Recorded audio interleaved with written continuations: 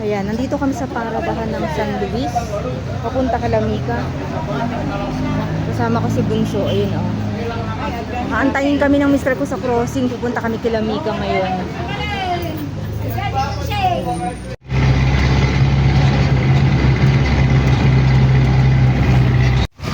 Ayan, ma'am, siya dito na kami. Kala namin ni Khalil, naligaw na kami kasi palatandaan namin is school. Lalagpas ng school. Ngayon, sabi ko pag lumagpas ng school, may isang street na pa-subdivision, tapos Kilamika na. Ay, may ano dito Khalil, oh. Tapos, ma'am, siya, ano, tawag dito. Nung nakasakay na kami, hey, ko lang magpasa yata tayo para hindi ko makita yung eskwelahan. Nung nalagpasan namin yung school, dun ko nakita. Pabaliktad pala yung signage. Tapos nakita ko na Dahlia Street and then nakita ko na yung mister ko nakatayo. Kasi sinundo kami sa crossing. Nauna siya dito kanina eh.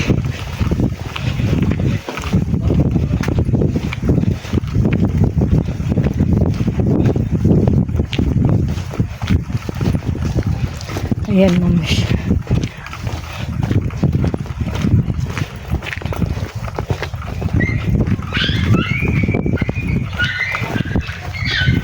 Ayan.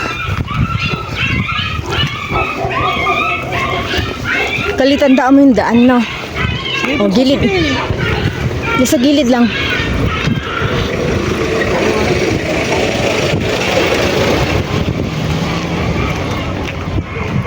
Ba't kaya yun aso? Ang kipot ng daan dito, ma'am, siyo. Isa sasakyan ang pwede. Ang dinadaan ko sa Minsan hindi pa daw to alam ng mga driver ng taxi. Kaya ayoko mag-taxi. Kasi hindi ko rin alam. First ay bali, third time pa lang ako dito na pumunta.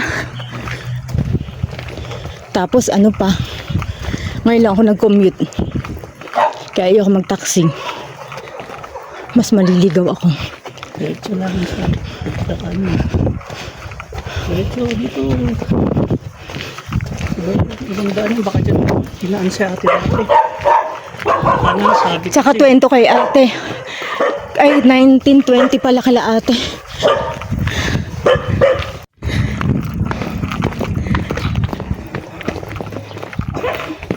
yung guys na sabi na tayo ng orange tayo.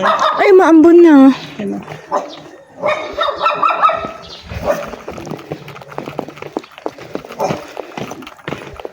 Ayun na, pag nababa ka na dito, ma'am, malapit ka na Kalamika. Kasi doon na sila, oh. Dulo. Ayun, yung may terrace doon. Yun ang kanila. Ang nakakalito lang dito, maraming mga pataas, may papasok, ganun. Yun lang ang nakakalito. May kaliwa kanan, napapasukan. Kaya kung hindi mo siya kabisado. Pero ngayon alam ko na kasi nakapag-commute na ako. Ayan. Dito kay Lananing. May magkatapat na bahay na dilaw. Ayun, 20 rin to. Pero Kalamika D. 20D. Dapat kasi may Pascal sila dyan na. Ano eh. Pilo.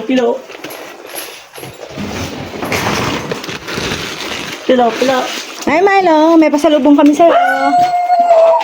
Na, tumatawag ang tokwa. Tokwa. Na, galit. Tapos hawakan magbebes ko kay Lola. Hello.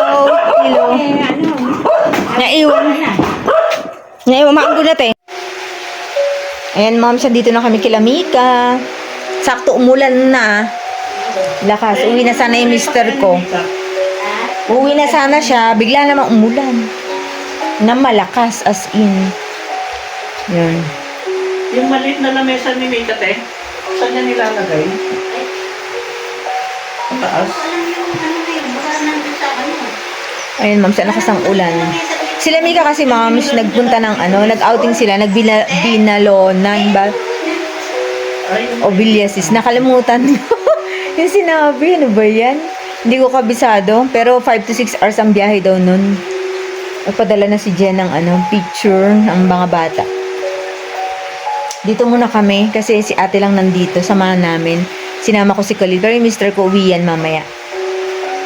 Silang dalawa ni Kyle ang nasa bahay. Ayaw naman ni Kyle din dito eh. Chat na lang si Jay kung ano.